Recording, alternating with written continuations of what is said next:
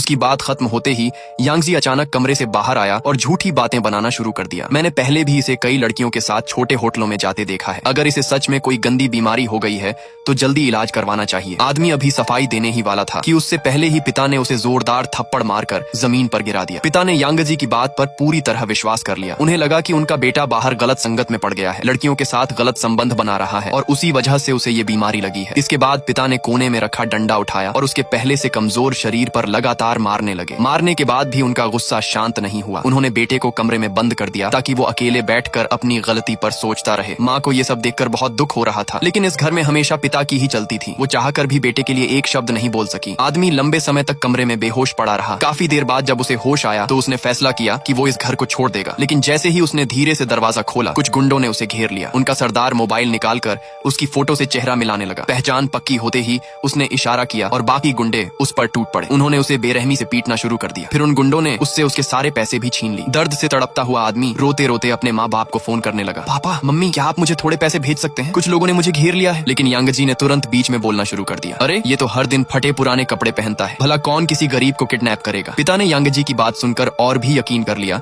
कि उनका गरीब दिखने वाला बेटा झूठ बोल रहा है। उन्होंने बिना कुछ सोचे तुरंत फोन काट दिया। गुंडों ने देखा कि फोन करने के बाद भी कोई उसे बचाने नहीं आया तो उन्हें लगा कि आदमी उन्हें बेवकूफ बना रहा है। इसके बाद उन्होंने उसे और भी बुरी तरह पीटा। लेकिन उन्हें क्या पता था कि इन गुंडों के पीछे असली मास्टरमाइंड वही मासूम दिखने वाला यांगजी था। अगली सुबह आदमी सूजे हुए चेहरे और घायल शरीर के साथ घर लौटा। उसने तय कर लिया था कि वो अपना सामान उठाकर इस घुटन भरे घर को हमेशा के लिए छोड़ देगा। लेकिन जैसे ही वो आंगन में पहुंचा, उसने देखा कि घर में बड़ी यूनिवर्सिटियों के एडमिशन ऑफिसर बैठे हुए हैं। उन्होंने आदमी की हालत देखी, पूरा शरीर चोटों से भरा हुआ था। सब हैरान रह गए। आदमी कुछ समझाने ही वाला था कि तभी यांगजी फिर से चाल चलने लगा। वो हंसते हुए बोला, लगता है कल रात किसी लड़की के बॉयफ्रेंड ने इसे पीट दिया। ये सुनते ही एडमिशन ऑफिसर्स के चेहरे बदल गए। उन्होंने तुरंत निराश होकर वहां से जाना बेहतर समझा, क्योंकि ऐसे खराब चरित्र वाले छात्र को वो अपनी यूनिवर्सिटी में दाखिला नहीं देना चाहते थे। जैसे ही वो लोग गए, पिता का गुस्सा फिर फूट पड़ा। उन्होंने बेटे को एक और जोरदार थप्पड़ मारा और घर के बाहर घुटनों के बल बैठकर सजा भुगतने को कहा। उस समय आदमी का दिल ऐसे दुख रहा था जैसे किसी ने उसे चाकू से काट दिया हो। यहाँ तक कि घर का पालतू कुत्ता भी